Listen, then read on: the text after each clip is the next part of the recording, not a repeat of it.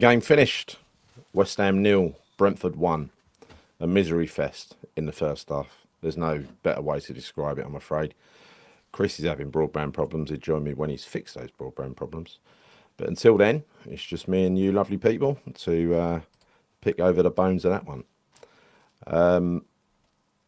I guess there's only one way. I've read through some of the comments because I've had ages sitting here. Yeah, I can't disagree with many of the things that are said in there, to be honest. It was a second consecutive very poor home performance following the Palace debacle a few weeks ago. I think the Palace one I forgave because it was 3 games in 8 days, etc. But today it just felt like it was a poor selection.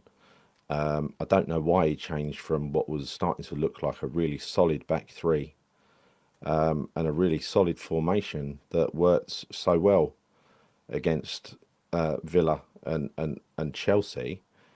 I don't know why we suddenly reverted to type and brought the fucking awful Mavropanos back into the team as part of a 2-man defence. I think we saw it laid bare within a couple of minutes. Within a couple of minutes of the first half, Mavropanos' first touch, he plays a ball up the line straight out of play. Right, straight out of play. If you look at the goal is it comes from Mavropanos being caught right out of position up the pitch, way out of position up the pitch, chasing back Kilman on his own. Areola does everything he can to stop it, but it was Mavropanos. Pretty much every attack they had, there were a few mistakes in there, like the ball across from Lucas Paqueta and stuff like that. But with an organised defence, you get away with stuff like that. So yeah, I mean, judging it on its merits, you've really got to say that was a really terrible selection and a really terrible performance to go with it in the first half. I think he's still learning about his players, but my God, how many lessons do you need that Mavropanos is not a good player? I know he's got limited options. I appreciate that. But at the same time, there were a few, I do feel we played into their hands a little bit with especially Emerson being for the entire first half, being left looking incompetent against their very fast winger out on the right-hand side. It was painful to watch. He kept... Oh, here comes Chris. Hang on. Oh, hello, Chris. You there? Hello, mate. You all right? Yeah, good. Right, I've started already. Started without you. Just getting up to the point where we're talking about... Just done a summation of the first half and what a shit show it was. Do you agree? Of course you do. Yeah, it was rubbish, mate. It was absolutely pathetic. I thought the first half was... I think the lineup was wrong. I think the formation was wrong. Honestly, mate, second half, yes, we were better because obviously we had to make changes. You could arguably say Potter should have made changes sooner. Because nothing was getting better, was it, Rin? Throughout the whole of the first half, we were just absolutely second best to everything. If we weren't winning the first balls, we weren't winning the second balls. They were cutting through us, diagonal balls over the top, particularly into the likes of Mbeumo and also Sade, the 2 players that I picked out, and Wissa. They were causing us problems all first half. It was just rubbish. And I don't know what you said, mate, but Mavropanos again. I don't know why. I don't understand how he starts the game. I don't. I said to you yesterday, Gal, that I was whenever it was, yesterday, day before, I was all right with us playing a back 4 if we had Todibo. Yeah. If we didn't have Todibo, then I'd much rather us play a back, 3 centre halves and Creswell and Super, right? So I don't understand it. It was a really abject display. Is probably the best way of putting it. And when you consider and take into account that Potter's had 2 weeks with these players as well, it's almost like I don't know. We lacked energy, we lacked dynamism, we lacked everything in that first half. We were second to everything. I think what it did sort of prove to me, and Chris, I said this to you at half time, was he's not our option as playing as a name, but he's clearly not an option. He can offer scraps. I don't know what else to say, mate. I just come away thinking a Well, little bit. I think you covered. I think you covered pretty much what I said there in terms of Mavropanos. Yeah, I majored on Mavropanos. yeah. He was totally at fault for that first goal. He was five Where was yards he? behind play when that guy broke. Yeah, Yeah, I watched the replay just now. He's way out of position. He's chasing back when that ball's played across. Kilman's there on his own at centre half. Totally his fault. Now look, he made one really good tackle, Mavropanos. But the way I saw it, he was so out of position most of the time. The one or two things he did good was just making up for what he did bad. It was just, yeah. you know what I mean? He doesn't have any discipline. He doesn't have any idea, the geezer. I didn't like him under Lopetegui. I hate him under Potter because, not hate, that's a strong word, but I'm saying I hate his footballing ability because he doesn't seem to have any. And we've seen really top performances from Kilman when he's playing alongside good defenders in the last couple of games. And it's suddenly Kilman looks average again. Well, there's a reason for that. It's the big Greek reason next to him. Yeah. We've said it before, Yeah. mate. Them two as a Yeah. partnership just doesn't work.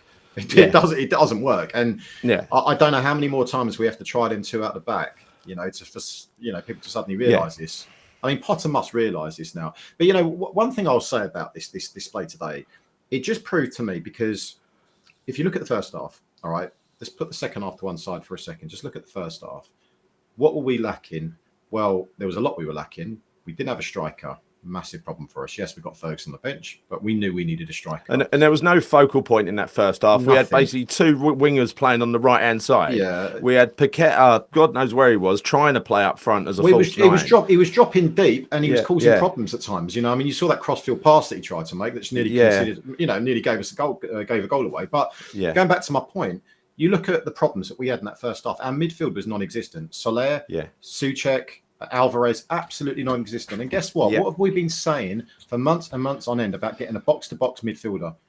That's what we needed. We needed that, and we just did not have that. Right? Why did we not sign someone? I can't believe for a second there was no options out there, Gal. I can't. Well, I mean, depending whose take you believe on it, and I'm going to go with my take, right? Obviously, which is Sullivan don't spend money in January. Now, I'm sure some people will trace it back to Potter saying, "Oh, it's really hard to sign players in January and not putting pressure on the board." I firmly believe it doesn't matter how much pressure he put on the board, nothing would have happened. It would have But been. do you think he's going to say that, Gal? New manager coming in. Do you really think he's going to start, calling the ball out? Of course he's not. Yeah, going of course, So of course he's not. going to back him. But I'm sure in his heart of hearts he knows that we needed to invest in that window. We did. But look, the thing is, I know this is kind of neither here nor there, because we all know we can look back in hindsight. It doesn't do us any good at all, right? I think, as I said to you the other day, we need to kind of really see out this season, hopefully introduce some of the youngsters, and so Potter knows what he's got to play with next season. That's the way I'm seeing it. The whole thing about European football for me, that's just a non-starter. Oh, that's dead now. That's dead now. Today had to be a win. Yeah. Totally. Yeah, but even if we did win today, I still said it wasn't going to happen, right? I still think we're going to finish probably about 12th. I do. Yeah. But yeah, it's so disappointing, because there's nothing I can take out of that display in terms of it being a positive. Well, maybe the only thing I can do is that it was, well, we could have conceded, and we probably should have conceded a lot more, in truth. We should have done. Well, I think we could have feasibly been 3-0 down at half time, and I don't think anyone could have said that wasn't deserved. Easily. I think that the only plus really for me was I thought Ferguson looked pretty bright when he came on. Let's get to the second half in a minute, though. Let's get to the second half in a minute. Let's carry on talking about the first half, which was fucking diabolical. So there were some awful performances. What we saw was a repeat of the kind of inept midfield performance that piles pressure on the back four that we saw under both David Moyes and Lopetegui, right? The midfield was AWOL today. It was AWOL. Souček did what he did against Arsenal a few weeks ago. He fucking switched off time and time again. I watched it. I was watching him. The guy went down because they were kicking towards us first half. Their winger was heading down the left-hand side. Souček was standing there just looking into the middle distance. Just as the guy was about to cross, he suddenly fucking reacted and tried to shut him down. But it's 5 yards too short. It's like a token effort.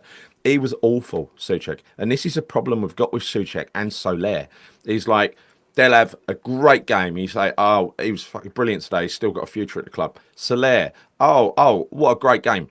Next game, they're fucking missing. They're missing. What did I tell you about Soler the other day, Gal? I'm not convinced by him. I'm not. He's not consistent enough for me. I've seen maybe one, possibly two half-decent performances from him, and that's about it. He's not the answer for me. And if we're going to talk about spending 20 million quid on him, then for me, I think that's an absolute non-starter. We should It's not a waste be of investing money. that kind of money on him. You might as well, that's like spending 20 million on Mavropanos. Right? Well, which because we pretty much did, right? It ain't going to cost you. Yeah, we did. You ain't going to. It's a waste of money. That's what I'm saying. It ain't going to cost you a goal every game, Soler, but he's up the other end of the pitch. But the fact is, if he was a centre half with one decent performance in 5, that's what you get out of him as well, right? He's just as absent. He's just as absent and uncommitted. The thing that really killed me today, every game for Potter so far, I include Palace in this, because we were organised until we made the fuck up early second half against Palace. What happened today was there was no energy, no movement, no communication, and we were just getting carved wide open by the counter-attack, and Potter didn't make any changes to correct it. He left it till half-time. Could have been dead by half-time.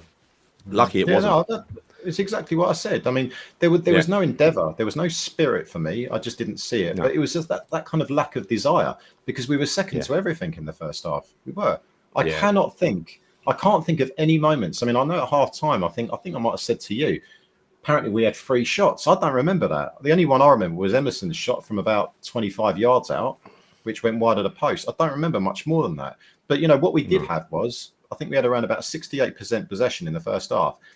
Stats don't really mean anything when you look at when you actually watch the game, right? Yes, we had a lot of the possession of the ball, but what we were doing was passing it backwards and sideways, constantly throughout that game, right? When we were getting to the final thirds, we were losing the ball, and lo and behold, what was happening? Brentford, bang, hitting us on the counter attack every single time, And you look at Emerson at left back today. He had Buemo, literally, he gave him 5 yards every single time. Every single time, if not more. Sade, the other geezer on the left-hand side, I called it out before, and these always worry me, these fast, pacey wingers, right? Particularly Sade, who's really fast. He scored today. I just feel like it was an obvious danger for us to try and, defend and counteract, but we didn't do that. I don't know what the game plan was today, Gal. I really don't know what the game plan was. Well, it was like for like. It was 4-2-3-1. It was trying to match theirs, but they didn't play. They played pretty much... they play 3 up front when they're going forward, don't they?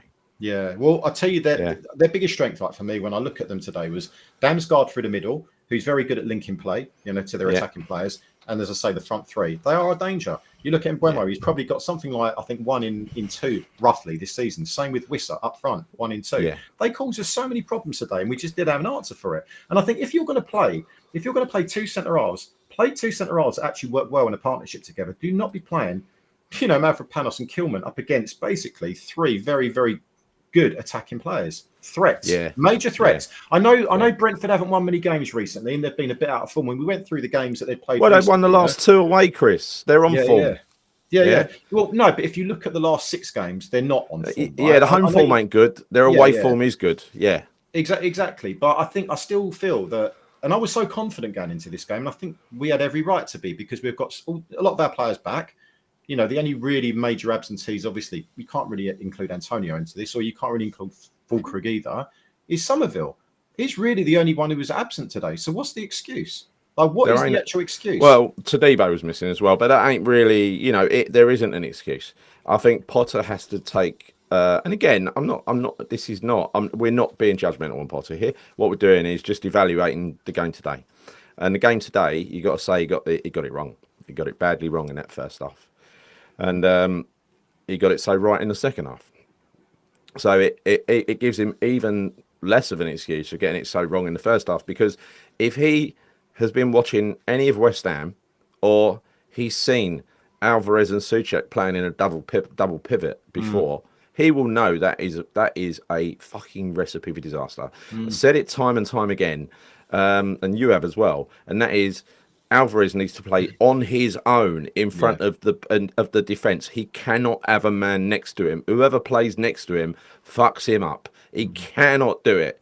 And Souček, when he plays in that central defensive midfield role, it's too busy for him. He looks like a fish out of water. He doesn't know what to do or when to do it. He looked lost out there today. Souček totally lost. It Well, was shocking. Gary, there was no chemistry in that midfield at all. You know, No, the only way I can kind of liken this and use the there's big analogy gaps here, in the midfield, right? Big yeah, gaps between it. Yeah, massive gaps. But it's almost like yeah. sometimes when you watch that midfield play together, it's like they haven't played together before. And that's the worrying thing about it, because they have done many times, but it just doesn't work. You know, it doesn't work when you play that double pivot. I don't really know. Like I said, I don't really know what the game plan was. I don't think our game plan was there to stop Brentford, because actually, if you look at their threats, we gave them time, we gave them space, we were second to every ball. Yeah. I don't really know what we were doing to try and actually stop them today, Gal. I don't. Apart from the second half, when you could probably say they took their foot off the gas a little bit, Brentford, Well, maybe. yeah. Well, let's talk about that once we've finished. So Kudus in the first half was Oh, abhorrent. awful, absolutely woeful.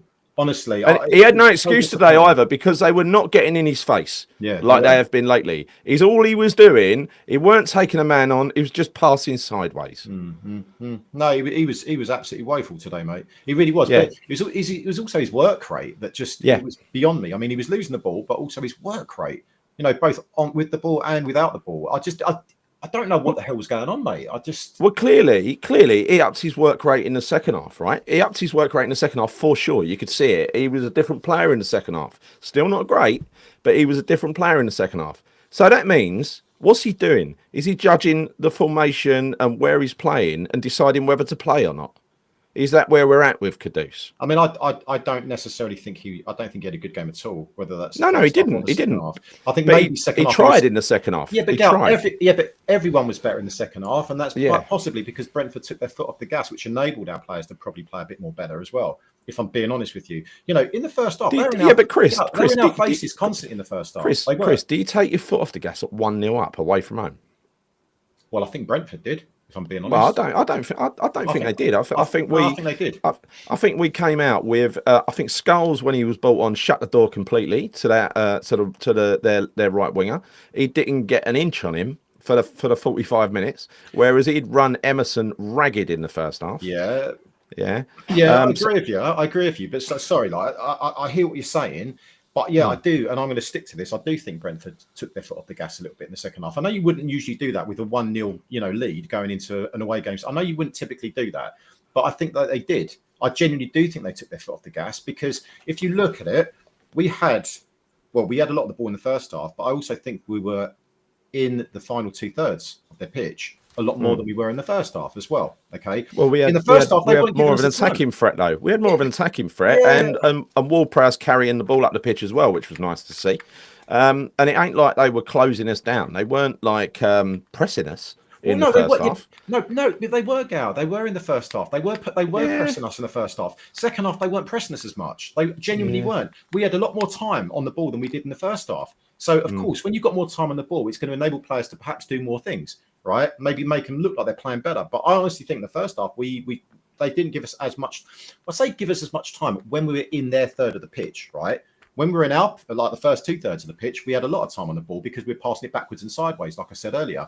In the second half, I just genuinely don't think they did, because look at Mavropanos. Oh, sorry. Look at defensively. Did we have any problems in the second half? Did they pose any major threats? You can't put it all down to Scholes coming at left back and suddenly it shut up shop. It did, No. I'm not talking about that. I'm talking about that. They did not cause problems in the second But half. what I'm talking about, Chris, is the little battle down that side, because he did try to go at Scholes a few times, and Scholes beat him for pace, right? Yeah, he did. It was He even was once great. or twice where two of them tried to go down that side, and they decided to turn around and go the other way. Now, I'm saying that could have been a defensive decision to do that, to use up time. But what I saw in the first 10 minutes of that second half, I don't think there was much that Brentford could do about that, because we started throwing bodies forward, and obviously Ferguson bounced onto the pitch and he was making a right pest of himself for a little while. And I think what happened there was we were doing well. Honestly, you look back at that Kudus chance. I've just seen the replay. How the fuck did he miss that? I was right in front of me, mate. I mean, I don't know. Oh my fucking God, Kudus! It keeps missing sitters. Clipped the crossbar, didn't it? I think. Clipped the Well, crossbar. yeah, but that's got to go in the back of the net. It's I like agree a with clear chance, middle of the goal. You Yeah. can't get a better chance than that. No, I know. No, I agree with you, mate. When I saw it, I couldn't quite believe it. I thought maybe the defender had kind of got in the way, but no, it was a clear cut chance. I think he absolutely tried to welly it, but I think the problem is that, I don't know, not that I'm defending this, but I think the ball might have slightly bobbled. It looked like it did. I But don't regardless, care. You yeah, got to no, look at the look, ball. You got to watch the yeah, ball. yeah. I think look, at the end of the day, a player of his quality and ability should be hitting the back of the net. I agree. Yeah, Yeah, I'm not going to yeah. disagree with you on that. He should be. But aside from that, what other chances did we have? Really? Well, Skulls with the Oh, long shot, yeah, yeah, yeah. which was going right in, wasn't it? Oh, He mate, caught that honestly, beautifully. oh, that would have been an absolute worldie. Again, Yeah, right behind that one, I was watching it and yeah. I was like, if that defender hadn't stopped that one, mate, that would have been one heck of a goal. That was going in the back of the net. And Yeah. finally, the third and only chance was Evan Ferguson. Paqueta ball through to Ferguson. Lovely, lovely, beautiful, intricate footwork. Created a half a yard for himself to get the shot away. A yard left of the keeper. That's a goal. Yeah, I mean, Unfortunately, it is straight at the keeper. He hit it well enough, but it is straight at the keeper. yeah, I mean, look, at the end of the day, I think he's coming back into fitness, right? He's obviously not going to be Yeah. game on form, so I understand that why maybe he didn't hit the back of the net. I think a fit Ferguson probably would do. He'd probably get the angles right. He'd probably hit that into the bottom corner as opposed to too central to the keeper. But yeah, Yeah. look, like I said earlier, I know we were going to talk about the second half, but I thought Ferguson for me was the only positive. He looked bright when he came on for the limited Well, chances and that he did have. Skulls. Yeah, yeah, and Scholes as well. I mean, Scholes is always a positive for me. Just seeing a youngster come on that pitch, and for me, he's a better option than Emerson anyway. I think Emerson's still a decent player, but for me, Scholes has got to be our first choice left back now. See, I've said this. I've said this so many times over the last couple of years. I don't really rate Emerson as a defender, and whenever we come up against pace, he gets embarrassed. And he was way out of his depth today. He does not know how to defend. It's like watching Soufal against a fast player. When he was playing fullback for Moyes, it's a bit embarrassing. He was giving him so much space because he didn't want to get too close to him and get stripped for pace. So he was trying to give himself a bit of a run up, a bit of space, and he was leaving himself open to the overlap, which they did time and time again. And they're getting freebie crosses in to dangerous areas. Absolutely awful. I think Brentford at home is a game I expect to win, even though we don't win it very often. It's a game that I will always expect to win. It's fucking, it's Brentford, right? It's Brentford. It's Brentford. It ain't Arsenal. It's Brentford, but they're a good team. They're a good team. You can't underestimate their attacking threats, and you can't underestimate some of the strength that they've got in midfield. They've got two massive lumps in defence, right? And I think playing Paqueta up against them is a big, big mistake because he's never going to win that battle, is he? He's never going to win that battle at all. I was surprised that they put him there. Being honest with you, I said the other day, I don't think Paqueta is going to be typically the answer for us in a 9 position. I know it was makeshift the other week when he played. They've only done a good job, but that's not his role. He said it himself. He prefers to play deeper. He prefers to play in midfield. That's where he's going. And look what happened in the second half. Obviously, second half, different player plays in a position that's a lot more familiar to him. Of course, he's going to have a better game. They loved having a target man up there. They absolutely loved it. And that means, even Kudus. But Bowen enjoyed it. Bowen didn't have a good game, but he enjoyed having someone up there who was a presence in the box. Paqueta. I'd rather have Souček up there than Paqueta. I'd rather have Souček playing in the 9 than Paqueta. I know. I'd rather have Souček up there than in bloody midfield. Yeah. But, when he's playing like that, I don't know. I just don't know how you judge it. How do you predict which version of these players is going to turn up on any given day? Because you look what you're coming up against, though, Gar. If you're going to play Paqueta as a 9, you're going to be looking at what defenders he's going to be up against. And you look at their two centre halves, they're absolute lumps, right? He ain't going to win that battle physically. It's not going to happen, all right? And it didn't happen. He kept dropping deep to get the ball. We had no presence up front as a result of that, right? He was never going to win that battle. So when you say how can you I think you can if you look at who you're playing up against. You can. But I think that was a battle he was never going to win, mate, today. And it was proved by he dropped back into a central midfield position in the second half, and we put Ferguson up, which and he caused them more problems, didn't he? It does worry me, though. Surprising. It does worry me that this is the thing that worries me, and that is 2 games at home we've kind of set up to contain the opposition, and we haven't. We contained the first lot in the first half. Today we set up to contain these, and we just got it so wrong. Yeah, no, we did. It was nowhere near containing them, was it? I mean, it was just like it was the antithesis of containing them. Do you not think that hopefully? I feel like I'm repeating myself when we're on the Lopetegui, and I'm not comparing Potter to Lopetegui at all, by the way, because they're chalk and cheese, right? Well, it's the same players, though. It's the same players, right? Exactly. But do you not think that Potter will now be thinking to himself, okay, I know which players I can actually depend and rely on? now I think he'll be because learning. I think he'll be learning as he goes on. And yeah, look, don't forget, he's had a hell of a baptism of fire in terms of the opposition that we've had to play, because he beat Fulham, and that was a surprise yeah, because they're a good side who are on form. mm, We did all right away to Chelsea and nearly nicked a point. yeah, Did all right away to Villa and did nick a point, and unlucky to nick all three. But the Palace game was just honestly, it was terrible. But that was 3 games in 8 days. The players were clearly tired. But he would have learnt something about the players against, because that was really a lack of discipline in the second half by the midfield. He brought Soler on, do you remember, against Palace? That's what happened. And today, every time he's played Mavropanos so far, he's let him down. yes. Well, mate, he did the same under Lopetegui as well, mate. He's no good for us. He's absolutely no good for us. I don't want to see him in a shirt. I don't want to see him starting for West Ham anymore. I know it sounds really harsh, but I don't. The only part of me actually being okay with Mavropanos playing is maybe if he came on and covered at right back or something like that. I don't want to see Yeah, him in that. I don't want to see him in that position where he's going to be exposed time and time again, where he constantly makes mistakes. Because for me, Mavropanos' positioning is so bad for a centre back. It's funny because I was watching him in the first half. I was like, I'm going to keep an eye on him. I want to see how he performs in the first half, right? Every time he got the ball, it's one of two things were happening. He was passing back to Areola, typically most of the time, or maybe it might be maybe a 5 or 6 yard pass to Kilman, possibly, right? Aside yeah, from that, whenever he got the opportunity to go forward with it, he basically gave it away pretty much most of the times. He'd whack it forward, he'd lose it. Honestly, his passing was just so pathetic. yeah. But It, equally yeah. though, Gal, so was Kilman. Kilman's passing was crap as well today. But I Oh do yeah. honestly think him playing with Kilman's Mavropanos, affected by Mavropanos. We know it. yeah, We know really it. badly, Yeah. mate, This is a, badly. a good point by Ashley Kent. How many points has Mavropanos cost us? Scary, isn't it? Fucking loads, because Yeah. every time he makes a mistake, pretty much. And today it was a mistake because he was way out of position. If he's in his position, that geezer does not run through like that and have a clear run at goal. But he's caught 5 yards, 10 yards Well, I up think the Emerson, pitch. it looked like Emerson was covering for him. And from Yeah. recollection, I think Emerson tried to head it, but it might have been in Buemo or one of their other Have a attacking look. players got there slightly ahead of him and then dinked it forward, right? And that's how they got their first goal. But yeah, I mean, Well, I've really, only that seen should have it been twice. Mavropanos there. I've only seen it twice, the goal and the replay, but Mm. it looked to me like Mavropanos was 5, 10 yards He forward was. out of position, He was. running back trying to find his place again. Yeah. And I'm sorry, Emerson was so bad today, as if you can give that responsibility to Emerson. But Gal, did they not? Yeah, Was that not from one of our corners that they ended up hitting us on the counter attack? And that's the reason yeah, why Mavropanos was out of position because he was tracking back. And typically yeah. for a corner, he'd be in their box when he's trying to get his head on I it. think, So I don't yeah. know if that might have had Let's something to just do with let's it. just respond to this thinking, Andrew. Loads of fans are getting carried away with plucky defeat away to winless Chelsea, who have gone on to be easily beaten in the next 2 games. Well, look, Andrew, Mm. we judge every game as we find it.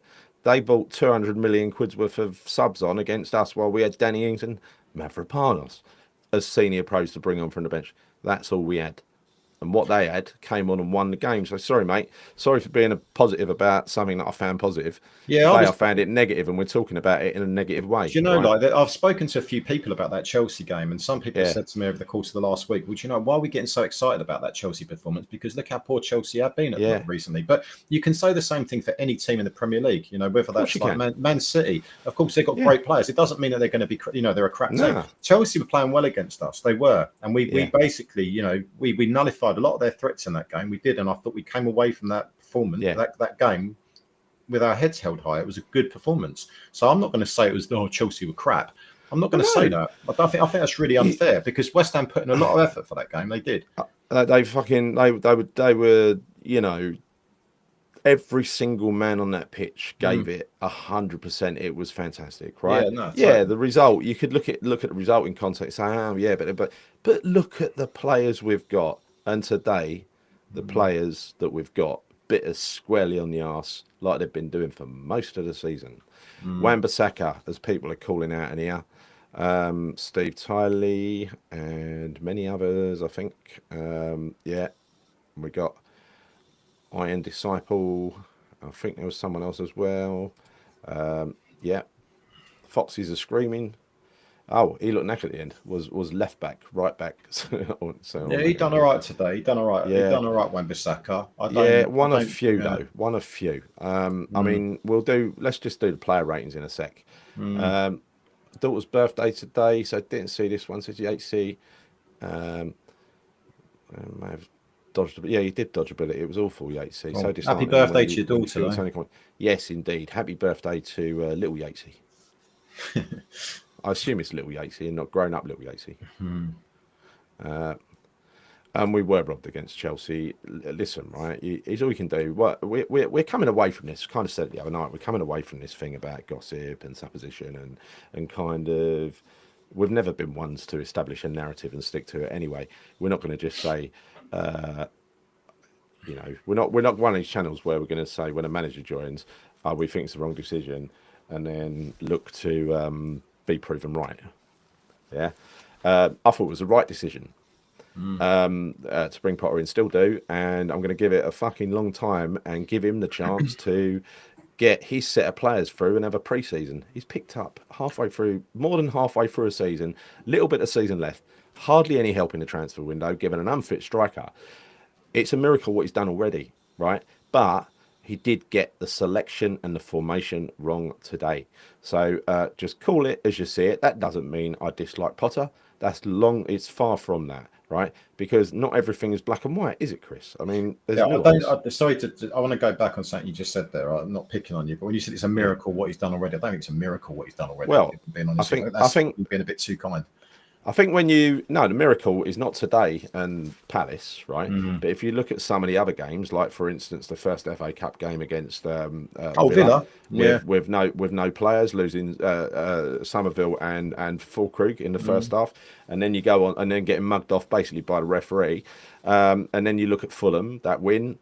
Yeah, I mean, new manager bounce, mate. You've got to look into the new manager bounce. When someone comes in, when you get a new gaffer, does a new manager bounce count when you've only got a third of a team to pick? Yeah, which he had at home. Does it? Well, I think it does. I still think it does because I think those players are going to be trying extra hard to actually perform for him.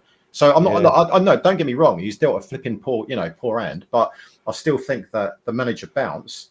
You could arguably say against Aston Villa, those players are out there, probably like, do you know what, we're going to give it our all today. So I don't know. I'm not going to say he's performed miracles, mate. I think you said, just go back to what you said about Potter being the right decision. I agree with you. I think he was the right decision, but at the wrong time. We should have brought him a lot earlier in January. Yeah, he should have had the whole season. Ridiculous. But again, Chris, this is again something he's got against him. He's been brought in when Lopetegui has ruined the morale of the squad. They're on the floor. Half of them want to leave, probably still do, right?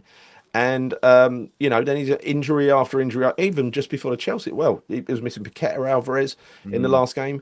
I don't know where Cresswell and Soufal were today, whether they were rested for the Arsenal game. I don't know. Andrew said, Gary, I was positive about the Chelsea performance. Yeah, right, okay. But West Ham is so hot and cold, it's difficult to judge how good or bad. But yeah, I know it is. And I think a lot of that, Andrew, though, is for what Chris just said. Honestly, we know how bad this set of players are. And that's why when I said it's a miracle, perhaps a miracle is a bit of an exaggeration, but I think it was very impressive to get a tune out of that group of players against that sort of opposition. Away to Villa, away to Chelsea, home to Fulham, away to Villa, home to Palace, whatever, it's bad. And then today at home to bloody Brentford again. Why do we have so many nightmares against Brentford? Gary, he needs time. He needs time, Potter, and everyone does. Of course they do. But this kind of is his pre-season. He's still trying to work out his players and everything else. So I will never get on his back. I think I'm going to give him the rest of this season, and then I might start kind of having an opinion on him. But at the moment, I don't have an opinion on him, to be honest with you. I don't question maybe what he did today with regards to the formation and lineup and whatever the tactics were. I don't know. I'm not sure why he's playing Mavropanos, but look, again, I'll give him the benefit of the doubt because he's still trying to work out his squad and who he can depend on and blah, blah, blah, right? So that's the way I see it. I'm not going to get on his back. Yes, it's disappointing. Yes, it was a crap day out. But you know what? I'm a West Ham fan, Gary. I'm used to these days. I don't have these ridiculous expectations that some do.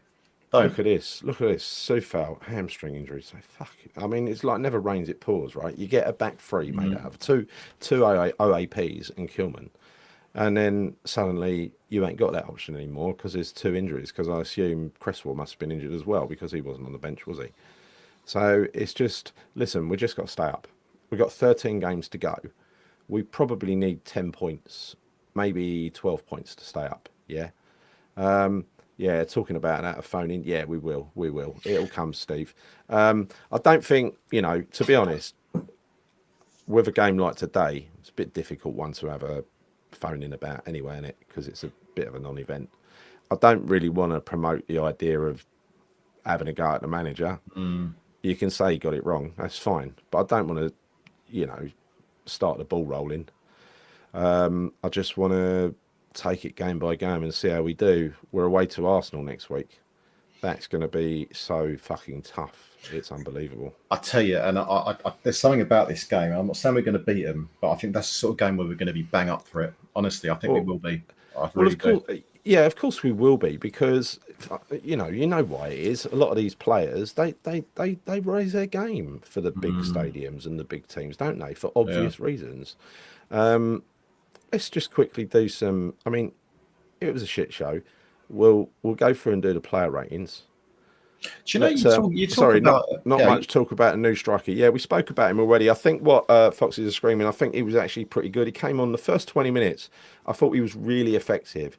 I thought the ball through from Paqueta, that was a proper striker's bit of footwork and early take. I really like that. He was linking up very well. He was holding the ball up very well. A few times it got lumped into him, and he's holding it up and playing it off. Very, very good, laying it off. But he definitely ran out of steam probably about 25 minutes, because he's really, really trying. He looks fit in terms of he ain't got a limp or anything, Chris, but he's to me he looked quite lean and quite fit. It's just match fitness, isn't it? Match fitness and match sharpness, clearly. But having said all that, having the target man, the presence up front, it really is something that we have to have. And if the option's available, which it is, I don't think he should be used sparingly. After all, we've only got him for 13 more games. Absolutely, yeah. I Give him think the game fucking show time; him he'll in. build Yeah, his chuck fitness him up. in. Yeah, Yeah, I chuck think him I in. He'll be a think different player in a couple of games' time. with regards to Ferguson, and you say like maybe he kind of slowed down a little bit or was a bit tired towards the end. I kind of felt that maybe it was just down to the fact Craven he wasn't getting enough of the ball, Gal. First 15 minutes of the second half, he was getting quite a lot of the ball, and he was proving to be quite effective. He nearly got the assist for Kudus. He had a decent shot. He had two shots. One that was deflected, went off for a corner, and then he had the other one that the keeper saved to the keeper's right. So he was actually pretty good. But after that, he didn't really get a great deal of the ball, Gal. He didn't. No. So I don't know. I don't know if I can necessarily say that was down to a lack of match fitness, because he only played a half. You know what I mean? So I don't know. But I agree with you. I think we should be looking to start him in a game, because the only way he's going to get fitness is by playing games. It's that straightforward, isn't it? So I would like to see him start against Arsenal. Absolutely. If he tires out going into the second half, then take him off and put on Ings or put Bowen up front, whatever. But start him in the game and let's see what he's got. That's what I'd like to see, actually. I would. I'm more concerned with that mentality of reverting to 4-2-3-1. We're using the same old unreliable players, the same old faces in the same old system. I hope he saw enough in that first half to fucking scare him off it, because that was a classic 4-2-3-1 that just doesn't work with those players. Well, why can't we play a 4-1-4-1? Rather than having two in a double pivot, just playing Alvarez on his own, I don't know, centre-halves, but just in front of. See, I'm okay with a 4-1-4-1 sort of situation. When I say 4-1, particularly from a defensive midfield point of view, four at the back, but only if we've got Todibo and Kilman, not Mavropanos. I don't want to see him there in the back four. Got four, then I would be quite happy to have Wan-Bissaka, Scholes on the left, Wan-Bissaka on the right, Kilman on the left-hand side of a back two with Todibo. That's what I'd like to see against Arsenal, but with Alvarez playing as the holding midfielder in front of those two centre-halves, and then maybe four across the middle in some kind of combination. I don't know what that would be. I'd prefer that, mate. Question to you both: a striker on loan. We can only use 13 from 14 games. Ferguson can't play against Brighton. Should we have got a fit striker? But yeah, of course we should. But this is Sullivan you're talking about. Yeah. So he took the cheap loan with no obligation. Of course he did. It is what it is. It is what it is. I think, what are you going to do about it? Other than get pissed off. And that's where I was when I left the ground today. It was a miserable experience. Inside the ground, it was all right, because the second half, it perked up. And we were getting a little bit excited, especially that little flourish where, Kudus had the chance that he should have put away, followed by Scholes. It really felt like at that time we were going to turn up the heat. But then what happened? One of their players went down injured for about fucking 5 minutes. It Yeah. just took their sting out of the game completely, and they carried on doing it. They're experts at time wasting. Well, I got to tell Brentford. you, I thought the referee was pretty poor as well today, Gal. We didn't really Yeah, get he was much rubbish. painting at all, did we? He was rubbish. He never even had a say. He never even went to VAR for the Bowen penalty shout. I don't know if it was a penalty shout or not, but apparently, according to Potter and Bowen, it was. Certainly looked like it might have been right in front of us. It looks like he might have got a nudge. Do you know, again, right in front of me, that one, and I looked at it, and if that was against us, I'd be bitterly disappointed, put it that way. You Yeah, know, but they get given, right? So you'd expect a referee to ask the VAR to see if why do the referees sometimes they're absolutely adamant yeah. and they don't go to VAR? Why do they not? I And need to see it back, to be fair, but I need to and see there it was a back, but couple of initially I didn't think it was. I yeah, didn't. they're also really good at getting soft fouls. Brentford and the one that where Bowen was the one I mean, where Bowen was chasing the ball down, and the I think it was Lewis Potter, wasn't it? The guy that he was looking for a touch and he went down, and they were doing that all over the pitch, and that's why ain't referees wise to this shit? They But must Gal, have drained away 20 minutes in the second half. this is part of Premier League football nowadays, though, mate, because Yeah, so many teams do this against us. It's infuriating. We see players on yeah, the but deck we all the don't do time with it. the little We touches. don't do it. Well, Yeah. apart from Paqueta, we don't do it. Yeah. I don't know. Foul on Bowen pen. So is that the consensus then? People who watched it on telly, foul on Bowen. Yeah. Well, I'd need to see it. It was 10 yards in front of me, Gal. And to I'm me, just interested. I'm interested to see the I don't people know. who. I'm interested to see Chris, the people who watched it on telly, what they thought and what the commentators said at the time, Yeah, yeah, yeah. because it certainly looked like it was a shout. I don't know. Yeah, the referee was useless, and we keep getting them. Our best player today was VAR. He was superb. Apart from he didn't judge that penalty, but he stopped two of their goals. The replay showed the goalkeeper didn't get touched by Kudus, but he kept it up for ages. Yeah, What's this one? The replay showed their keeper didn't get touched by Kudus. right. What do you mean? I'm not quite But sure. he kept it up for ages. What qualify that, Bill? Give us a bit more information. Sorry, don't quite know what he's saying there. But yeah, hold on. Hold on. It's Claire says it should have been looked at, but as always, yeah, and that's the thing. You had Bowen and Kudus. That's what happened, didn't it? Bowen was in his face, remonstrating, saying, "Can you VAR?" Referee told him to piss off, Yeah, and then he gave a foul against Bowen about 30 seconds later, yeah. I mean, I which like. was a soft foul, right? It was like a revenge for daring to question him. Yeah. Happens a lot though to us. I don't know why, and I don't think I'm overly biased either, Gal, because I have these conversations with Fred during the game, and there's people. I mean, you get a lot of West Ham fans like, "Oh, that was a definite foul. That was a definite penalty." I try to be as objective as I can be, and like with the Bowen one, of course I'd be shouting for a penalty, but looking back, and at that time I was looking, I was like, not so sure that was a penalty. I'm not so sure it was a penalty. There was a few ones, but there are certain occasions, and it happens every game, where I do genuinely feel that the referees are completely against us. And I try to be objective. I really do. I'm not looking at it from a West Ham fan's point of view. I try to sit on the fence and think, wait a minute, how would I feel if I was the opposing team? And I've got to be honest with you. I just do genuinely feel that we're not getting the rubber to green with a lot of the refs this season. I don't know what it is. It's weird. Really weird. There's something against us. I don't know what it is. At their end, the goalkeeper went down. Right, okay, Bill. He Went did. down from the corner and then continued to hold his face. Yeah, what was that about? What was that about? I didn't even see anything. I didn't see anything on that one. It was total top class shithousery by Brentford. Yeah, it in the was. second half, and they got away with it almost every time. I think there was only once where one of their players went down over the right hand side, where the referee didn't look at it. Other than that, every time they hit the deck, blew up, or the linesman waved his flag, or whatever. Right? It's like they were working together. Fucking awful. Oh dear, you missed a treat there, Paul. Open Waters, Paul. Missed the game, learned about it from YouTube. Well, there ain't much to learn about other than bad first half decent second half. Brentford deserved to win. That's the summary. And that's the thing sometimes, isn't it? You can come away from a game and think, well, that was tight. We could have got something out of that game. Today, I don't think we could have.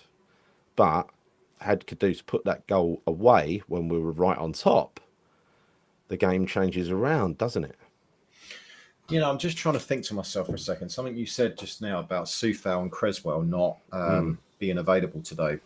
Yeah. So with that in mind, well, we wouldn't have been able to have played the back three that we did against Chelsea anyway, right? Obviously, because No. those two players are out. But who else could we have played that could have deputised for those players? So maybe we didn't really have much of an option but to play Maverick Krapos instead. I suppose I didn't really think about that, to be honest with you, but I don't know. I need Yeah. to look at who was on the bench, and I can't even remember, if I'm being honest with you. Who was on the bench for us today? I know Criswell Yeah. was on the bench. Criswell was Oh, on the was he? bench. Yeah, he was on the Okay. bench. Oh, so it was just Sue Fouling. So look, yeah, worse than watching Italian football. Honestly, I hate it. I hate. Do you remember in the what was it, the World Cup or the Euros, whatever tournament it was last season, where they said they're going to add on every single minute of wasted time to the end of the game? We started getting like 15 minutes added onto the end of the game and stuff like that, and that was going to come into the Premier League. And then the first couple of games this season or last season, whenever it was, you were getting the 10 minute, 12 minutes added on, and then they just stopped doing it. Yeah, because I thought we could have had more today. Actually, got to be honest with you. I think Yeah. I think there was definitely more, yeah, sort of extra time that we could have had there, because with regards to their player that was down, it was at least 5 minutes. We only got 5 minutes. What about the other ones of where the players were down, when the goalkeeper was down? There was plenty of Yeah. other times when the ball was out of play. So I don't really understand. This is true as well. Kudus and Paqueta hardly ever link up play. I think Paqueta, when the striker came on, I think he did. But the one person who I thought was really quite greedy today, and he was playing on the wing, was Bowen. There was a couple of times where he ran down a blind alley trying to beat four players instead of laying the ball off. Don't do that. He wasn't good today. I thought first half he No. was awful. Second half he was a bit better. But yeah, like I said before, I think you I could think probably say the same for most of them. I think you can basically give every player in the team probably a 3 or a 4 out of 10, and then pick out a small handful of players who did better. And I think Areola, let's do what do you all reckon for Areola? I'm going to cherry pick a few, and you can tell me if I've missed anybody, Chris. Anybody who didn't get a 3 or a 4. So I put the overlay up. What do you reckon for Areola, people? Chris, what do you reckon? Well, I'm not going to give him too much of our time. I think his distribution, as per usual, was crap. As I've said so many times, awful distribution. Give him a 5. I don't think he did a whole lot wrong. In terms of the first goal, I thought it was a little bit unlucky, to be honest with you. I thought it was a bit unlucky with that one. Yeah. So I'd give him a 5, but I'm only marking him down to a 5 because I just think his distribution is poor, Gal, and it's frustrating. It really is frustrating. Same with Fabianski as well. No. What about you? What do you reckon? No, and that is, well, yeah, I'd give him the same. I'd give him a 5, but it's more than a 3 or a 4, right? So There's people giving him 7s here. A lot of people more than giving that. him 7s in the chat, mate. A lot of people Well, giving him 7s. I think he nearly saved that goal, but it was a foot away from being saved in the end. But he did brilliantly for that. He also, no, think about it. He saved a couple of pretty much one-on-ones as well. So I'll give him a 6. I'll give him a 6. His distribution, if it wasn't as bad, he would have got a 7. But because the distribution, especially the kicking, was terrible, especially the one he sliced at the end, where he was trying to find Paqueta and he fucking sliced it. It went straight up in the air. Do you remember it? Went over to the dugout, that one, yeah? No, the one that landed behind Paqueta. He was aiming for Paqueta, landed behind him. Yeah. I mean, there was a couple of moments, to be honest with you, with him. It's every game actually in terms of distribution. But yeah, I think all right, 6, fair enough. Maybe a 5.5 for me. I don't know. I like my 0.5. So You do like your 0.5s. You do like your 0.5s. The next one will be AWB. What do you reckon for AWB? I'm going to go. I thought he was industrious as per usual, up and down, up and down, up and down. But having said that, I think even he got caught out quite a lot in the first half. They were attacking us down both sides. Make no mistake about that. But it was more so down Emerson's side. But he's not guilty, if you see what I mean. So I'd go 6 for 1%. Yeah, I would as well. Yeah, no, I'd give him a 6 as well. I don't think he deserves any much more than that. I think he did an okay job today. Yeah, weren't crap, but weren't great. So yeah, 6 is fair. For his hair and moustache, give him a 3. Who's that? Areola.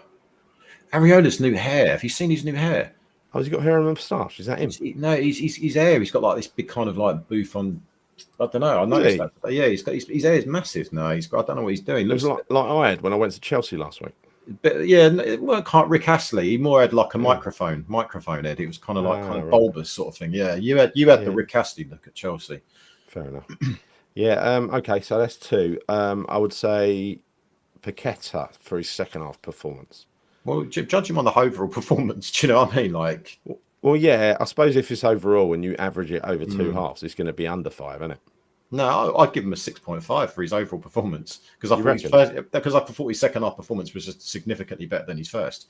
And I think anything that was going well for West Ham was typically going through Paqueta in the second half. I thought his link-up play with Oh, the Ferguson on a second few half, without a occasions. doubt. Yeah, I'd Yeah, give him 7 in the second half. yeah, First yeah. half, I thought he was a bit. He Oh, was he a was bit. crap. He was crap, Absolutely. but then, but I So don't what's know. an average? What would you give him for the first half? Well, first off, I think it's a hard one because I think he was put in a position that ultimately he was never going to win. He was never going to do well in that position. He wasn't, not against those two massive centre halves. He So, wasn't, but you can only judge him on performance, right? okay, all right. So, first off, I'll probably give him probably something like a 4. Second off, I'm probably more inclined to give him something like about a 7 because I do Yeah. think that anything good that was happening in the second half was typically going through him. And also, like I was saying just now, is I thought his link-up play with Ferguson on a few occasions looked pretty good as well. It was good to Very see him good. trying to Very find good. him, you know. Yeah. So, So yeah, an average of 5.5 then. I want to give him a 6.5. But you've just said an average of 5.5. I don't give a shit. I'm going with 6.5, go. All right. You need to work on your averages. All right. Okay. I got my calculator. All right. I'm just going with Yeah. 6.5. Yeah. Right. Okay. The other one who I thought had a non-sub 5 game, you know, only take it on one half, I thought was Skulls. Skulls did very well, I thought, second half. I thought he was pretty much flawless from a left back. Maybe he wasn't tested that much, but he was tested a bit, that's for sure. Yeah. No, he was tidy. He always is tidy. You know, he didn't make any mistakes. He must start, mustn't he? He proved to be quite industrious as well, coming up on the left-hand side. You know, even in the final 2/3 of the pitch, he did well. He had that shot that I think in any other day, if that defender weren't there, that was going to hit the back of the net. It looked like an absolute worldie. So no, I thought he was a real bright spark for us today, along with Ferguson, which we'll come on to in a moment. So for me, I'm going to give him Skulls a 7, mate. I think he deserves that. But maybe I would have given him more if he played the whole game, truthfully. Well, no, you can only mark him on the half. It's what you're giving him for the half. Exactly. So I'll give him a 7, mate. I thought he did well. Yeah. Right, I'm going to give him. I'll give him an 8 for that half myself because I thought for the half he was great. We didn't see him for the rest of the game. Yeah. I thought today he came on. I think for the first time showed he don't very often show nerves, but you see what I mean. He came onto the pitch today. He looked like an up and running Premier League fullback, totally confident, dominated that winger.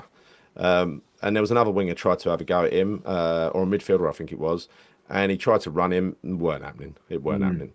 So yeah. Listen, he's ready now. He's ready now. Emerson has got to be dropped. He's got to be dropped.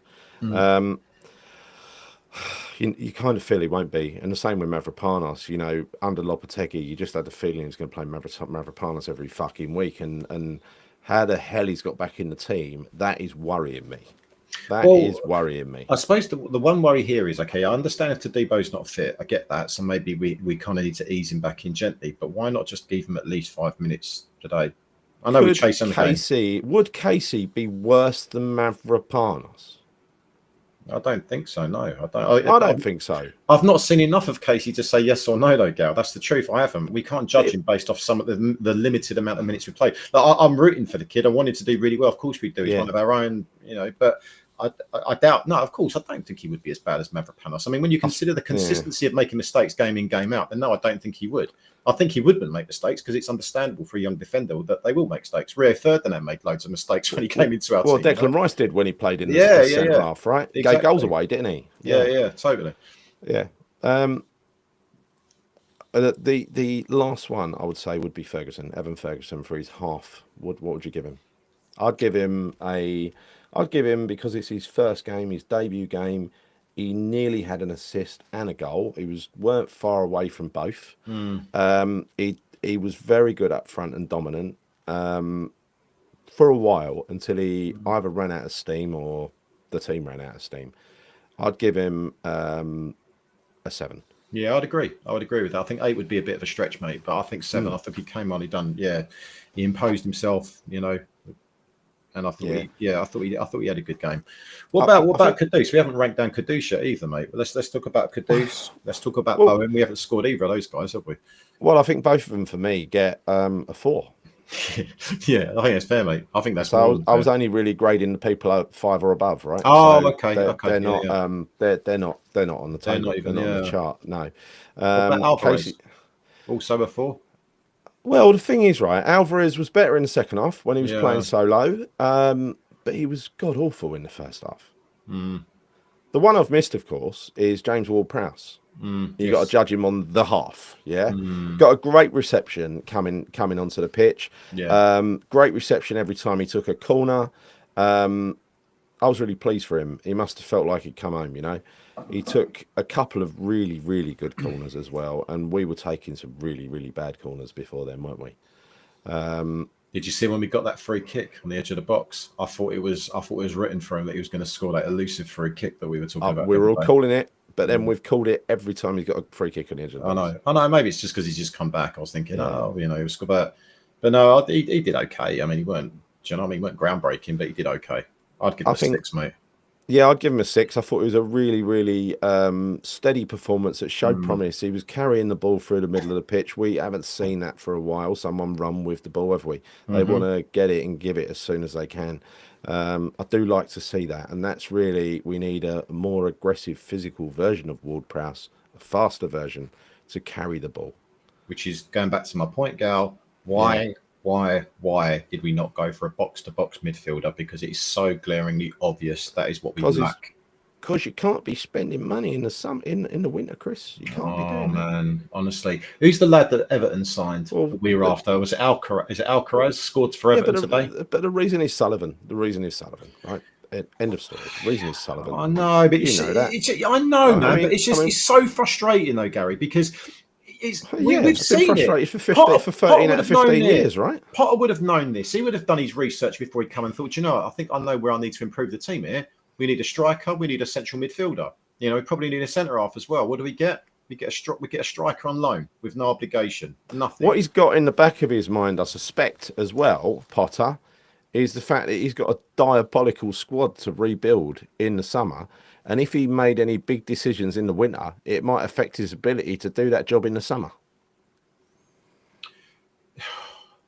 Yes, but I still feel we could have made an I'm improvement. only guessing. I'm only guessing. You know what I mean? We could have brought in. I mean, look, there was that Alcaraz guy. Why did we not sign him? Don't Carlos know. Alcatraz, yeah, yeah. Yeah, don't know He why. got an Don't know assist. why. He got an assist and scored today, Chris. Nothing I to worry know, about. I know. Yeah, But he decided to go and play under Moisey. Well, probably because he didn't have the option to come to West Ham because yeah. we weren't serious about bidding for him, were we?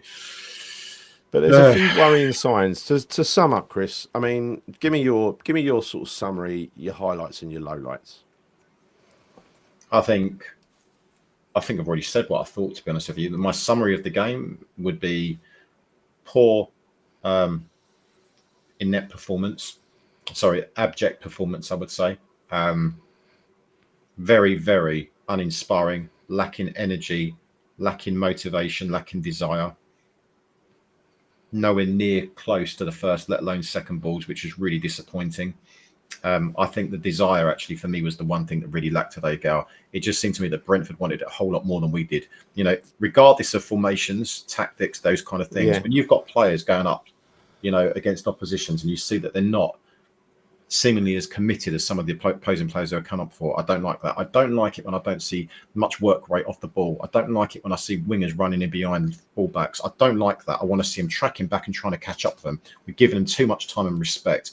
Really disappointed by that.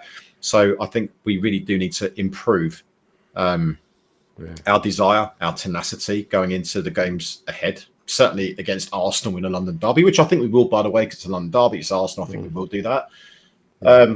But high points or whatever, I would say there's only really two, and that's going to be Ollie Scholes at left back and Evan Ferguson coming on. He showed some glimpses of a potentially good striker if we can keep him fit. So that's it. Yeah, What I about you? honestly, I think that's a good summary. I don't think I've got much to add other than a couple of worries. I'm worried that we went negative and tried to Mm, contain a team at home for the second game running. I don't want to see that. I want us to try and win, see us try and win games.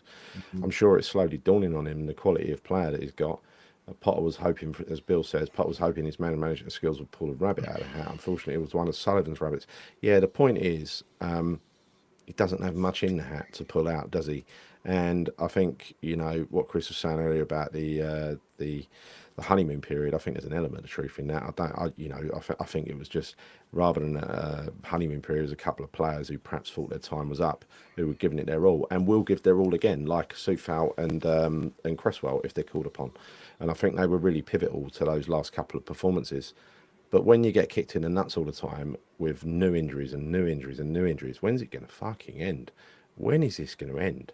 You know, that he might have ended up playing that team by default today because of Sufal getting a hamstring injury. I mean, I didn't hear about that. Did that happen today in the warm up or what? I don't know, mate. I didn't. I thought he was fit to play. I mean, he wasn't. Yeah. It certainly wasn't mentioned in the press conferences, was it? With Potter on Friday. So I think it must have been a relatively recent one. Yeah. Paul, with respect, I'm not even going to read that comment out, but people can read it for themselves. Wash your mouth out, Paul. Listen, to me, it ain't all about. If David Moyes was here now managing this set of players today, we would have got stuff 3-0, 4-0. You don't. He can't. Not even he can turn this set of players into the sort of dogs of war. He's lucky he's walked into Everton with a fit squad and some decent players, inherited from a manager who played an inferior version of his brand of football. It works a treat, doesn't it? Yeah, right? It's true. Now, if people are going to suddenly start comparing it with Potter, who's got no players, and he's inherited, not only has he got no players, they're fucking demotivated as hell. But motivation is something that he needs to fix, because he did fix it in the first couple of games. He's got to find out who's motivated to play for West Ham, who's not motivated to play for West Ham. I'm sure he'll stumble across a formula in the next few games.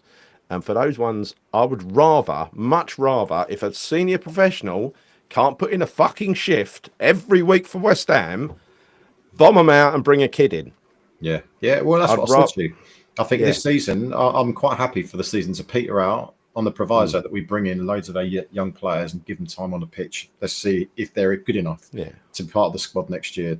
I'm more than happy with that. Honestly, I'll be excited for that, Gal. Turn up for games, when you're seeing youngsters playing. I'd love that. We love that, mate. We love it. We love all of that. I'm looking at the games coming up, right? So obviously we've got Arsenal, then we've got Leicester, then we got after that. Then we've got Newcastle at home. Then we've got Everton away. On the 15th of March. That's going to be a weird one. Bloody hell, Tony. 132 quid. Was that for one or two tickets? Must be two. What's this? It wasn't one, was it? But yeah, there's got to come a point. If that truly is his mindset in terms of if you're old enough, you're good enough. If the players are not putting in the effort, I mean, me personally, I would bomb them out. And I'd find all the ones who are not putting in the effort, and that includes the likes of Kudus. If you ain't fucking trying, if you're picking and choosing what games you play, because I did accuse him of this under Lopetegui, remember? He was picking and choosing which games he was participating in, depending on where he put him in the pitch. And that is one area I defended Lopetegui. I thought that's what Kudus was doing, because he suddenly started thinking he was bigger than the club. Today I got the feeling of that again, because first half, he weren't trying. Second half, he was trying, but he weren't great. You see what I mean? It was two completely different performances. The only difference was, because he was on the left-hand side in the first half, in the end, the only difference was... 132 quid for one ticket. Oh, fucking hell, Tony. You're joking. Come to me next time. That's ridiculous. That is madness. Yeah. You don't pay that. You don't pay that for home to Brentford. Fucking hell. No, that's got to be a 50 quid game max, 60 quid game. Where were you sitting, Tony, out of interest? He must have been director's box for that money. It's Tony. He's got loads of money, hasn't he? Sorry. Biggest mistake of the season was Lopetegui agreeing to send out Freddie. Yes, it fucking was. Well, no, the second biggest mistake was not bringing him back. Yeah, I don't think it was a mistake letting him go, because I think it's given him great experience. But I do think we should have brought him back in January, actually. I agree. Yeah. Oh, okay. So, here we go. 1 minute. So, is this the ticket was 35 quid? Fuel for... Okay, all right. That's different. Fucking hell. Yeah. How much did you eat? How much beer did you drink? 46 quid? That's like 1 pint and a pie, isn't it, over there?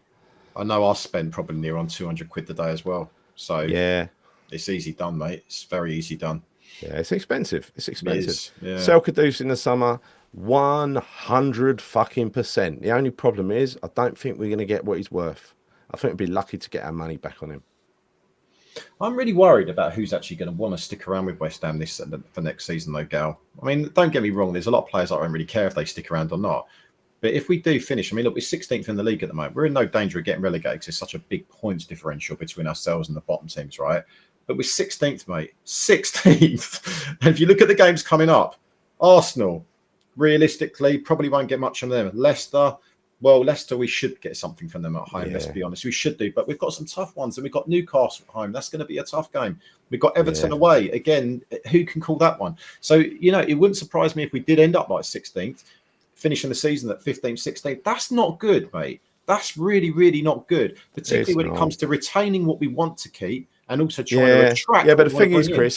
The thing is, Chris, I go back to how I felt about this bunch of players under Lopetegui, and I felt I had no relationship with them at all, right? The only ones that have given me a bit of a buzz this year have been occasionally Jared Bowen when he's done something special. Wan-Bissaka, who's been almost constantly quite special in my eyes. And that aside, it's seeing the kids play. Yeah, I agree, mate. I Yeah, mean, slim pickings in it in terms of Piquet has positives. been rubbish until the last few games when he suddenly perked up. Yeah. Paul Sheet says, irony is, lads, I live in Liverpool, West Ham through and through. Sister-in-law, or in-law, has offered me her season ticket. Can't bear the thought of going to watch a Moyes team beat us. Yeah, but Paul, it'll be the last ever Everton West Ham game at that stadium. So we're trying to get tickets to go to that just for that very reason. If we lose, we lose. I've seen us lose many times there before. And they always laugh at you when you lose up at Everton because they're bloody laughing scousers, they are, piss takers. But, you live amongst them, you know. Yeah.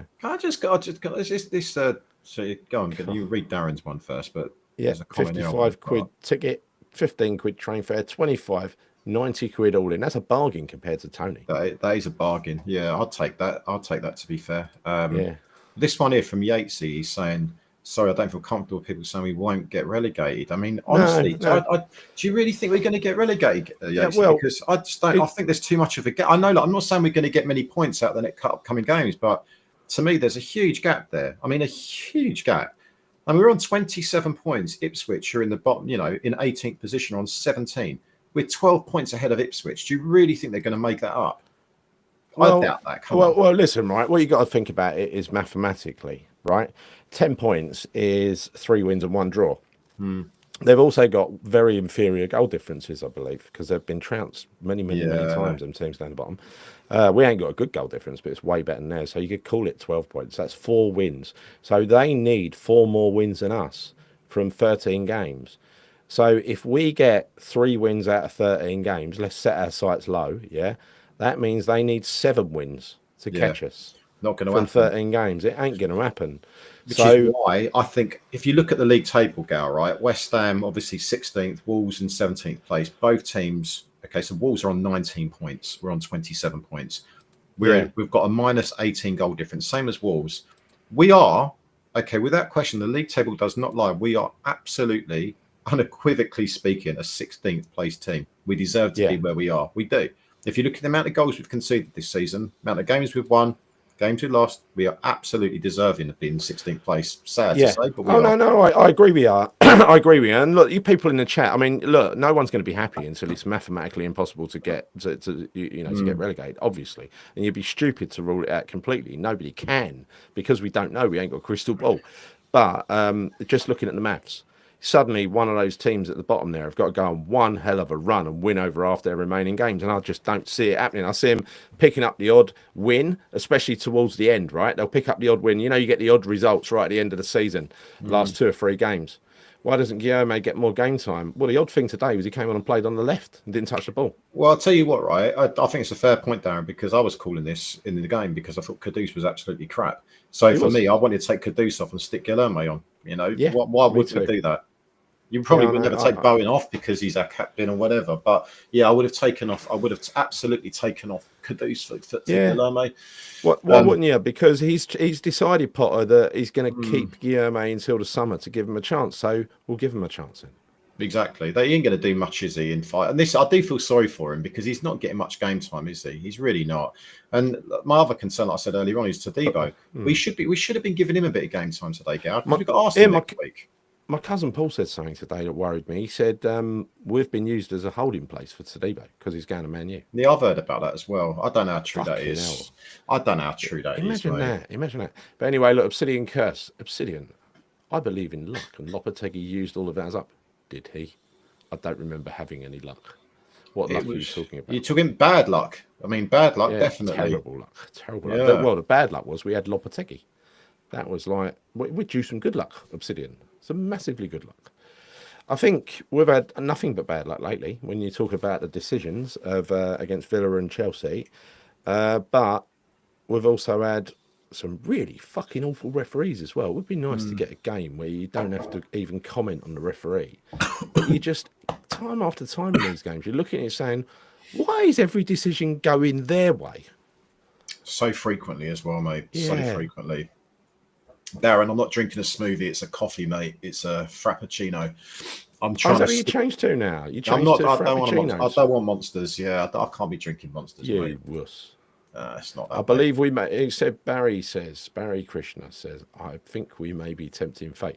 Well, no, we're not tempting fate. We're not ruling it out. You're stupid to do that. I'll tell you what was But tempting fate. It was me but and you the talking about how we were going to turn yeah. over Brentford But today. but That was Barry, I'll tempting say it fate. again. Barry, I'll say it again. Do the maths.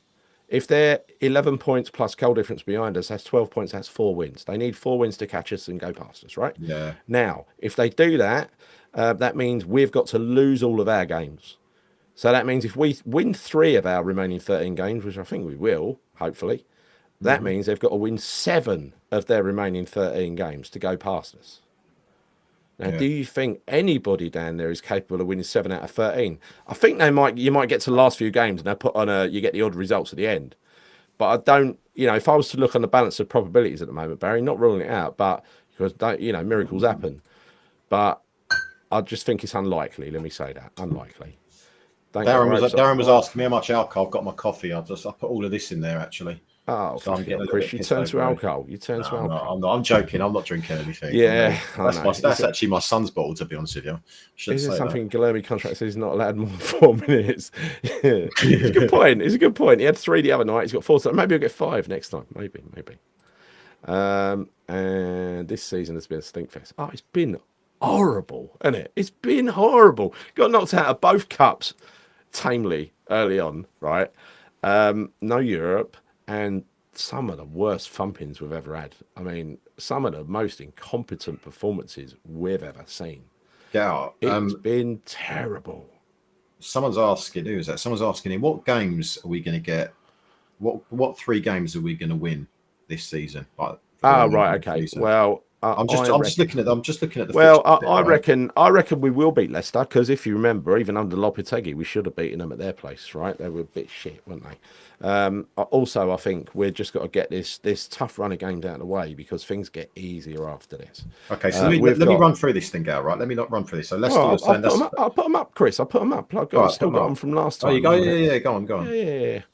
Hold on. Where are you? But here's the thing, though, right? We included Brentford in almost like a guaranteed win as well, didn't we? we did. We had that down as a guaranteed we're win. a bit overly. No. We were overly optimistic, but Brentford was Were a touch we? and go one. But Were we let's have a overly look. optimistic? No, don't forget, we're actually quite good away from home as well, right? So look. Away to Arsenal, we're going to lose that. Home to Leicester, I think personally we'll win that. Home to Newcastle, we'll lose. Away to Everton, maybe a draw. Away to Wolves, yeah, I think we'll get a win at Wolves. But that's a tough place for us to Yeah. go, though, Gal. Let's look historically. You know we crap away at Wolves. Oh yeah. But bear in mind our away form's better than our home form. It's the stadium at the moment, as someone says here. Stephen says the stadium is indeed a graveyard at the moment. It's awful. It's been like that for the last 2 years, It's though, Gal. so fucking quiet over there. I mean, the second half we came close a few times. Suddenly the fans woke up and then they went back to sleep again. It was dead today, wasn't it? It really was. Yeah, it was terrible. So that's what I'm thinking. The players on the road, this happens with teams, where on the road, they're not playing in front of their own fans. Our away fans are fantastic. Well, we might get some better results away from home than at home. We've got Ipswich away last game of the season. We've got Forest at home. They'll be playing for nothing at the time. We've got Spurs. We're going to raise our game for that one. We've got Southampton at home as well. Now, the teams we've struggled against, if you look at it, are these pragmatic teams who have played a slightly superior version of Moyes ball. So that's Palace and that's Brentford, who we just played. Now, looking at who else plays a version of Moyes ball, because they're the ones that are making us struggle, right? Arsenal don't, Leicester don't, Newcastle don't, Everton do, obviously, so we'll struggle there. Wolves don't. Bournemouth don't. What's this one here? I can't see it. Liverpool. Oh fuck, that's no good. Southampton home will beat them. Brighton away. Yeah, we'll lose. Home to Spurs. They definitely don't play Moyes ball. Man United away. They don't play Moyes ball. Forest at home. They do play Moyes ball. And Ipswich away, who don't play Moyes ball. So if I was to pick, Moyes ball, Gal, yeah, they do. They play a better version of Moyes ball with fast players up front for the counter attack, similar to Brentford, right? So if you go Ipswich, I think will win. So 1, Spurs 2, Southampton 3, right? I'm being prudent here, right? Wolves 4, Leicester 5. We're going to win 5 games. 5 games. Yeah. Yeah, I disagree. Fulkrug will be back from probably Newcastle onwards as well. See, here's the thing, Gal. I don't think we're going to beat Ipswich away. I don't. I think that's Ipswich's last game of the season. They'll probably be down at that point. They're probably going to play for some pride. We're going to have nothing to play for. Yeah, but what year are we going back to, Gal? What, 1994? Well, last time they were in the Premier League a few years ago. We battered them. Yeah, when was that? When was that? They weren't there for years, were they? Yeah, they were, weren't they? No, mate. That last time Leicester. Sorry, Ipswich are in the. Why is it just me on the screen here? Why do I not take any notice of other clubs? Huh? Why do I not take any notice of I don't know, but last time Ipswich were in the Premier League, crikey, I'm sure that was like in the 90s. I'm sure it was. Someone tell us in the chat. If I'm wrong here, I'm sure it definitely wasn't the 90s. It definitely wasn't the 90s, that's for sure. It was Forest were down there for a long time. Yeah, regardless, Ipswich away, I do not think it's going to be an easy game for us whatsoever. Yeah, we're battering them, don't worry. No, honestly, I get what people are saying about where these wins going to come from because, yeah, it does look a little bit ominous. Well, listen, the point is we need to nick 3 wins out of those games, and I think that's possible. I think it's probable. Today, it was against a team who we knew we always struggle against, even with Moyes, playing against the Moyes system we struggle against. With Lopetegui, we struggled against it, right? Palace, we always struggled, even though it tends to be goals in that game. But, well, Palace is the only team that Lopetegui beat, but they were crap first half of the season. And we just seem to be playing teams at the moment who have suddenly hit a rich vein of form, which is like really unfortunate, isn't it? But I don't want to make excuses for it. I think the simple fact is, do I think we're going to win 3 out of 13 games? Yeah, I think we will. Yeah, I do as well. I do. And I think that's what we need. Even if it's made up out of draws, don't care. It's a case of getting, like you said earlier, in summary, don't tell me that, Claire. It wasn't, because Red Stretch here has immediately put you down and says circa 2002. So have that, Claire. And Chris. I need to look at this, Gal, because I don't think this is right. Yeah, whatever. Reg, my mate. Yeah. The teams below us will see an opportunity. Well, if they can win 4 games more than us, they will. You've got to close the gap to start with, right? And the gap ain't closing at the moment. If it starts to close and they're within 3 points of us, Obsidian, then I'll start to get twitchy in the arse department. Okay, so just to clarify, yeah, Ipswich were last in the Premier League, 93-94. Fucking hell, Reg, you've let me down, mate. You've let me down. Reg, come on, I can't believe a word you say, Reg. Oh, wait a minute. No, sorry, my bad. Oh. Is Reg right then? They had a very brief stint. A stint's a stint. Go on, a stint's a stint. Yeah, all right, 2001, 2002, yeah. 2 seasons. Yeah. But apart from that, Reg. Prior to that, they were in the Prem 94-95, and then they... Reg is the man. Well, all right. So basically, Gary, you're basing your statistics based off a game that we played 23 years ago. No, I'm basing my statistics on the playoff games in the Championship where we went there. I went there 2 seasons running and took them to the cleaners. You can't do that. This is different times, different players, different times, mate. You can't. And what I'm telling you is, if I go to that away game, we're going to win. Gary, we all know that your away record, let alone my away record, not Ipswich. Atrocious. I'm unbeaten at Ipswich, Chris. I'm unbeaten at Ipswich. I did land on my head once. That was 23 years ago, mate. 23 Don't care. It still counts. It still counts. The record counts, doesn't it? Don't fucking count, mate. We'll get our wins as always, unexpected results. Yeah, exactly. That will happen as well. So the ones we're predicting, it won't be them. Oh yeah, we'll probably beat Liverpool, Arsenal, and Man United or something, and we'll lose against all the other teams. Fuck knows, but it's so West Ham to do that, isn't it? Bang on, Reg. Bang on. You are bang on. Right, unlike Chris. Gary and Chris, have you seen news about Antonio might be back for the last game of the season and then he'd be given another 5-year contract? No, there's no fucking way he's coming back for the last game of the season. I'll eat my hat, the Sullivan hat. I'll eat a bit of that. You haven't worn your Sully hat for a while, have you? It's the kind of weather you could be wearing it. Why don't you wear it? Why don't you wear it at the stadium, Gal? That'd be awesome. It's a West Ham Sully hat. Go on, wear it down at the stadium. I'd be very popular down the stadium. Yeah. Imagine you wearing that. Right. Brilliant. We're only supposed to do this for half hour. We're going to have 1 hour, 20 minutes. Right. Yeah. Anyway, look, it's been a good chat. I've forgotten the game. I don't feel sad and miserable anymore. I'm going to go inside and watch telly for the rest of the evening. Tomorrow I'm going to do proper fuck all. What are you doing tomorrow, Chris? I'm seeing one of my very, very close friends tomorrow, which I'm really looking forward to. So, I'm going to... And I've also got 2 days off work as well, Gal. I'm off on Monday and Tuesday next week. You part-timer. What's the matter? No, I know. I need it. I need the break, mate. Honestly, I really need it. You don't need it. You're barely in there at the moment. You're barely working. You know that's so not true. Honestly, I'm really looking forward to having 2 days extra off this week. Yeah. You deserve it, Chris. No one works as hard as you, mate. No one works as hard as you. Well, there are some people. Not you, but there are some. Yeah. All right. Thanks for your company, people in the chat, and everyone else that's watching. I suppose end on a happy note. Hey, let's go out with the traditional Bobby Morse. Oh, by the way, if you haven't yet subscribed to this channel, please subscribe to this channel, the Bobby Morse Stand, here on YouTube. Hit the bell notification icon, and please give the video a like. That would be lovely of you. And in the meantime, we're going to go out with the traditional, the Bobby Morse Stand anthem.